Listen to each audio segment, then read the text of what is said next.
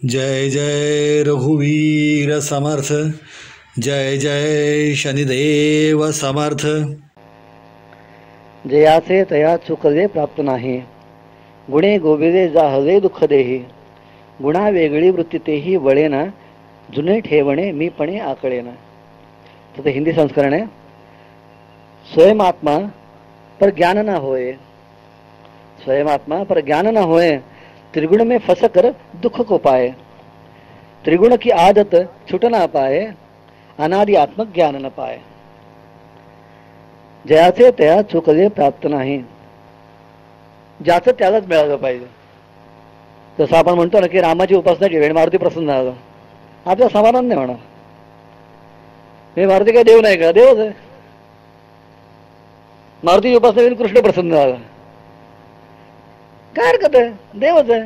पण समाधान नाही होत माणसाचं. माणूस म्हणतो मला मी ज्या रूपाचं उपासना केली की नाही त्याचं मला दर्शन व्हायला पाहिजे. जसं तर ही गोष्ट आम्ही ज्या उपास्य देवतेची उपासना करतो त्याच्या दर्शनाच्या बाबतीत आमची आहे. तर आमच्या आत्म्याचं दर्शन व्हायच्या ऐवजी जर बाकीच्या सगळ्याचं दर्शन झालं त्याचा काय उपयोग आहे? म्हणजे आम्ही ज्याची उपासना करतो त्याच्यावेळी दुसरं काही मिळतं आमचं समाधान होत नाही. आणि हे सगळं आम्ही करतो कशा करता? तर आमचं आत्मदर्शन व्हावं म्हणून, आम्हाला आत्मदर्शन व्हावं म्हणून, स्वस्वरूपाचं दर्शन व्हावं म्हणून. स्वस्वरूप म्हणजे स्वतःच्या रूपाचं, आपली ओरिजिनॅलिटी काय, मी काय हे कळावं. आणि हे कळण्याच्या जे बाकी सगळं कळलं तर समाधान होईल का? नाही होणार. कारण मला मी काय समजून घ्यायचं आणि मला सगळं बाकीचं काय ते कळत आहे, मी काही कळतच नाही. त्यामुळे त्याचं समाधान होऊ शकत नाही. माणूस आयुष्यात सुखी का होत नाही, आनंदी का होत नाही? तर सगळ्यात महत्वाचं पहिलं कारण हे आहे की आम्ही जन्मजागापासून आम्हाला प्रत्येक जण नवीन नवीन सांगतो. कोहम विचारल्यानंतर पहिल्यांदा असं म्हणतात ना की जन्माला यायच्या अगोदर म्हणे गर्भामध्ये असताना ते सोहम म्हणतं आणि जन्माला नंतर ते विचारतो कोहम मी कोण. क्या क्या जे रडतं बाळ तेव्हा कोहम म्हणून म्हणतं, कोण म्हणून विचारतं. आणि मग प्रत्येक सांगतो तू माझा मुलगा, तू माझा भाऊ वगैरे वगैरे. प्रत्येक आपापलं नातं सांगतो. तू माझा नातं सांगतो. मी तो विचारतो मी कोण, आणि लोक तू माझा कोण लागतोय सांगतं. तू कोण सांगतच नाही. आणि आयुष्यभर त्याचा जो शोध असतो तो मी कोण यातच असतो. खरं माणसाला कळत नाही नक्की आपण शोध कशाचा घेतोय, नक्की आपण शोध कशाचा घेतोय हे माणसाला कळत नाही. माणूस मोठा आला की त्याचं लोक कौतुक करतात. तू कर्तृत्वान आहेस, तू मोठा आहेस. म्हणजे कोण? तू कर्तृत्वान म्हणजे कोण? तू मोठा आहेस म्हणजे कोण? म्हणजे तो दिसणारा देह का? जर देह असेल तर तो देह लोक सांभाळत बसले असते. पण तू कर्तृत्वान आहे हे जे म्हणतो जातो ना ते तू हा शब्द त्याच्या आत्म्यासाठी खरं वापरला जातो की हा आत्मा कर्तृत्वान आहे, हा आत्मा पुण्यवान आहे. पण हा आत्मा हे आमच्या डोक्यातच येत नाही. आम्ही रेफरन्स विसरून जातो. त्याच्या मागचा असणारा अर्थ विसरून जातो आणि फक्त शब्दशः अर्थ घ्यायला शिकतो. आणि त्याचा परिणाम असा होतो की आम्ही ज्याला समजून घ्यायला पाहिजे त्याला आम्ही समजूनच घेत नाही. एकदा एक गृहस्थ, मी तुम्हाला मागे सांगितली गोष्ट आहे.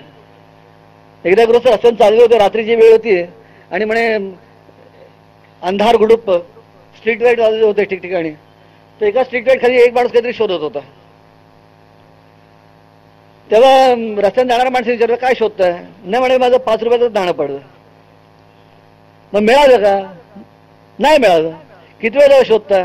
1 तासाला शोधतोय. हा अजून नाही मिळालं. तर तोच ग्रस्त म्हणतोय कसं मिळणार? म्हणजे ते इथं पडवत नाही ना, मग ते तिथं पडलं. अरे मग तिथं पडलं, मग तिथे शोध. पण तिथं उजेड नाही ना म्हणाला. जिथं उजेड आहे तिथं मी शोधतोय. जिथं आहे तिथं शोधण्याची गरज आहे. जिथं नाही आहे ते शोधून कसं मिळणार? आमच्या शोधण्याच्या जागाच चुकल्या, तर आम्हाला ज्यामध्ये मिळणारच नाही. आणि म्हणून पहिल्यांदा आपल्याला समजून घेतलं पाहिजे की आपण शोधायचं कुठं? ज्याचे तया चुकले प्राप्त नाही. जर ज्याचं जे चुकलं आहे, जे मिळत नाहीये ते जर मिळालं नाही तर गुणे गोविदे जाळे दुःख देईल. हे सगळं कशामुळे होतं? तर गुणे गोविदे.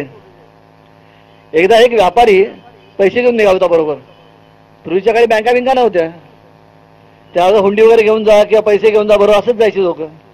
तर एक जण चालला होता पैसे घेऊन बरोबर, आणि जाताना लोकांनी सांगितलं, संध्याकाळची वेळ झाली, जंगल होतं, लोकांनी सांगितलं उद्या द्या सकाळी, आत्ता कशाला जाता, जंगल चोऱ्या माऱ्या होतात.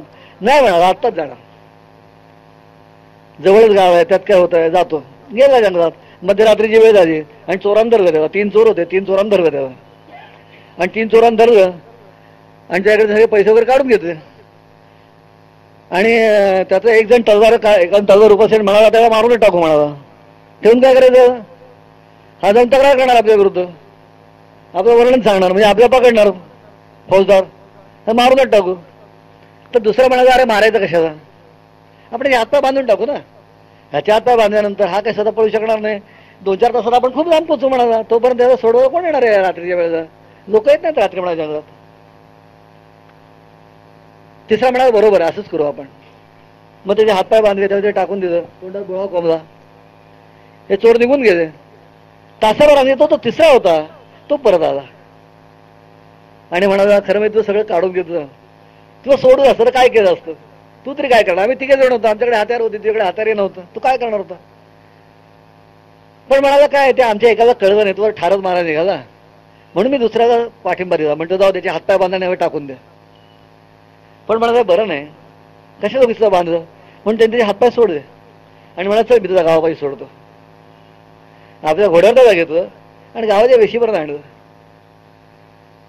त्या व्यापाराला आश्चर्य वाटलं. तर मला चोर असं तरी काय आलं, समजा आपल्याला हा आला नसता सोडला तर सगळ्या आपण तसेच पडून राहिलो असतो, काहीच करू शकतो, थंडीत काय कडू असतो, त्रास झाला असता, किंवा एखादा जीवजंतू चावला असतो तर काय झालं असतं आपलं.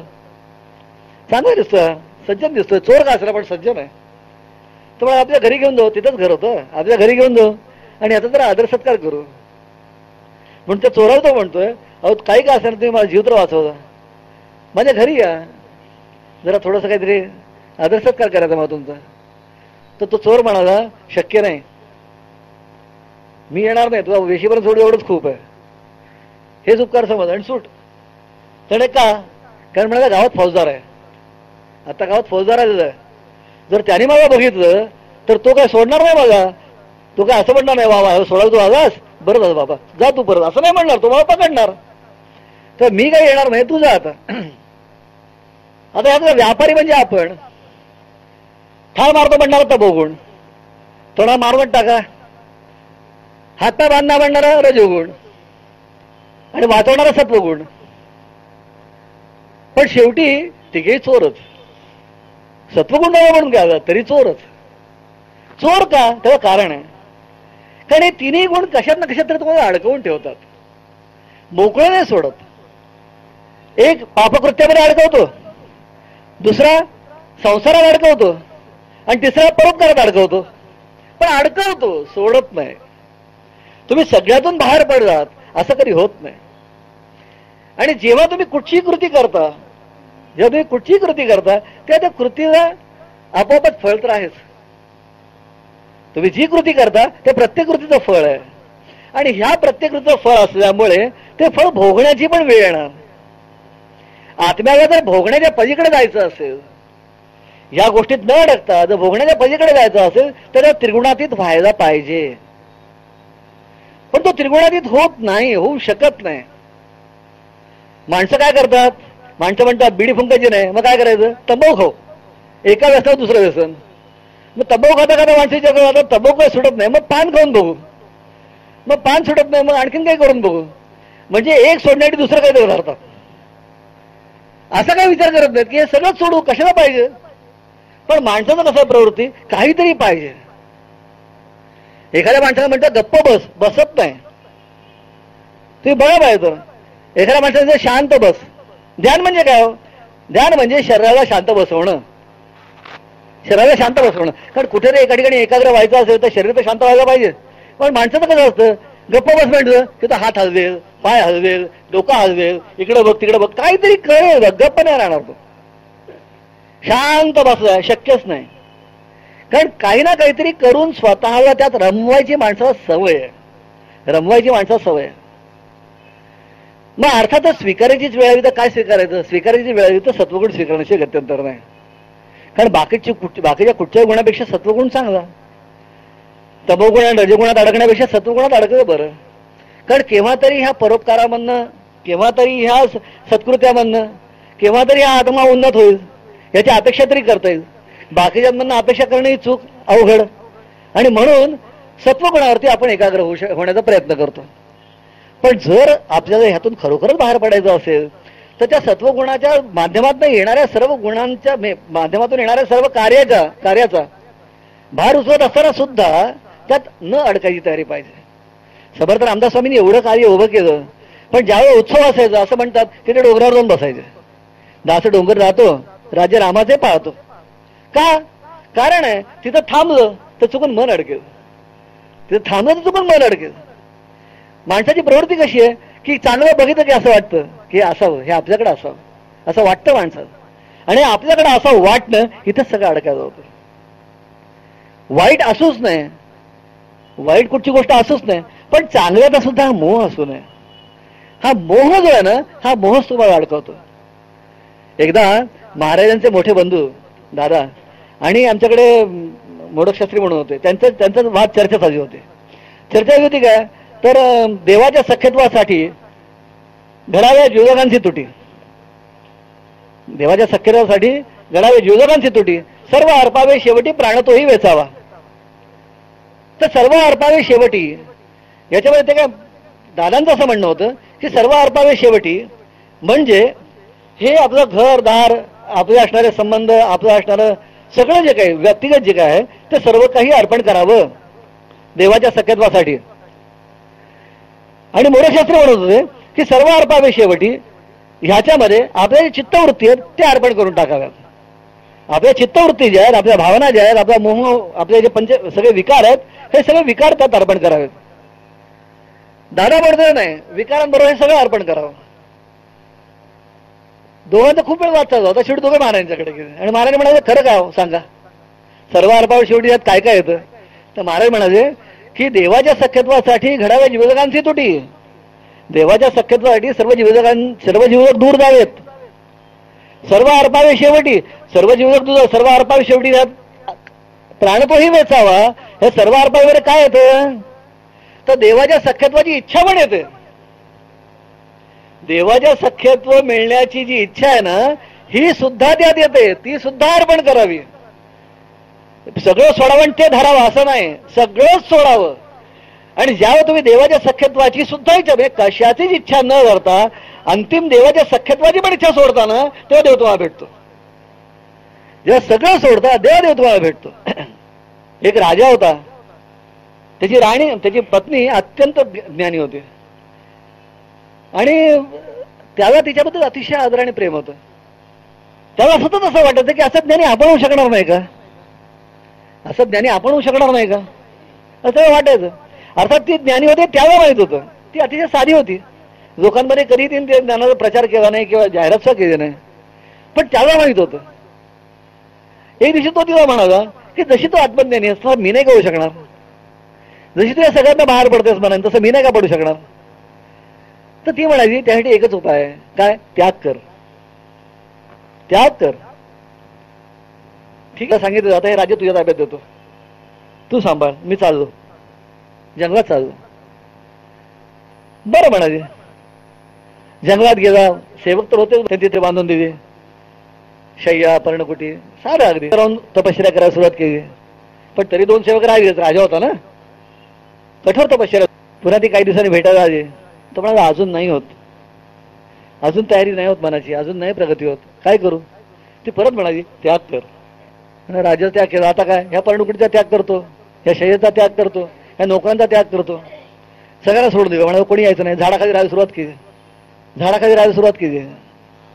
कोणी काय आणून दिलं तर खायचं. अजून त्यांनी नाही होत, अजून ज्ञान नाही होत, काय करू. ती परत म्हणाली त्याग कर, त्याग कर. म्हटल्यानंतर म्हणाला आता काय त्याग करायचं, वस्त्र उतरवून टाकली अंगावरची, काही नको म्हणाला. आता काही दिवस तसाच राहायचा. पुन्हा ती आल्यानंतर त्यांनी सांगितलं अजूनही नाही. ती परत म्हणाली त्याग कर. तेव्हा मात्र तो म्हणाला त्याग कर म्हणजे आता काय, लाकडं आणली, पेटवली आणि आता मला उडीच मारतो, आता ह्याच्यापेक्षा आणखीन त्याग करायचा. तो उडी मारणार एवढ्याच राणी तिथे आली, त्याचा हात धरला म्हणाले किती वेडा आहेस तू, तुम्ही किती वेडा आहात. म्हणे काय, अहो मी तुम्हाला सांगते काय तुम्ही करताय काय. म्हणे काय, अहो ज्या ज्या गोष्टी तुम्ही त्याग केला त्या तुम्ही निर्माण केल्या होत्या. राज्य तुम्ही निर्माण केलं का. जिंकलं असेल, एक वेळ जिंकलं असेल, पण तुम्ही निर्माण केलं का. ठीक आहे, माणसं तुम्ही निर्माण केली नाहीत, ती घरं निर्माण करण्याकरता लागणार विटा, ती माती काय तुम्ही निर्माण केली नाहीत. शस्त्रासाठी लागणारा धातू काय तुम्ही निर्माण केला नाहीत. कपड्यासाठी तुम्ही कपडे शिवले असतील, पण कपड्यासाठी लागणार सूत काय तुम्ही निर्माण केलं नाही. ह्या जगात जी जी गोष्ट तुम्ही ताब्यात घेतली, तुम्ही जिंकली, पण तुम्ही निर्माण केली होती. मग जी तुम्ही निर्माण केलीच नाही ते त्याग करण्यात तर तुम्हाला काय अधिकार आहे. तुम्ही निर्माण केलीच नाही, त्याग कशाला करायचा असतो, जे आपण निर्माण केलं. मग तुम्ही काय केलं, झोपडीचा त्याग केला. झोपडी तुम्ही निर्माण केली, ते नोकरांनी केली असेल, कोणी केली असेल, किंवा पण झोपडीसाठी ज्या वस्तू वापरल्या त्या काय तू निर्माण केल्या होत्या का. नाही, त्या नैसर्गिक निर्माण झालेल्या होत्या. तुला असं वाटतं की झोपडी माझी, पहिल्यांदा वाटतं राज्य माझं, झोपडी माझी. नंतर तुला असं वाटतं की वस्त्र माझी, वस्त्र तू कुठे निर्माण केली होती. आणि सगळ्यात पलीकडची गोष्टी, ज्या शरीराचा तू त्याग करायला निघाला ते शरीर तर तू निर्माण केलंय. मग जे तू निर्माण केलं नाही त्याचा त्याग करण्याचा तो अधिकारच काय. मग त्याग कशाचा करायला पाहिजे, जे तू निर्माण केलं. मग तू काय निर्माण केलं, तू मोहबंधन निर्माण केलंस. तुझ्यात मानसिक, भावनिक, ऐच्छिक असे निर्णय भावबंधन निर्माण केलेस, मोह निर्माण केलास, इच्छा आकांक्षा निर्माण केल्यास, स्वार्थ निर्माण केलास. आणि हे जे सगळं तू निर्माण केलंस त्याच्यामुळे ह्या सगळ्याचा तुला त्रास व्हायला लागला. ज्या दिवशी हे तू नाहीसं करशील ना, तेव्हा हे असूनही तुला नसल्यासारखंच आहे, याचं तुला काही वाटणार नाही. आपल्याला जे ममत्व आहे ते ममत्व आपल्याला अडचणीत आणतं. आपल्याला जे ममत्व आहे ते ममत्व आपल्याला अडचणीत आणतं. जर ममत्व नसेल तर काही अडचणीत आणत नाही. आणि हे ममत्व कसं जिंकावं ह्याचा अभ्यास जसं जसं आपण स्वतःला समजून घ्यायला शिकतो ना, तसं घडत जातं. आणि म्हणून ह्या त्रिगुणाच्या जर अतीत व्हायचं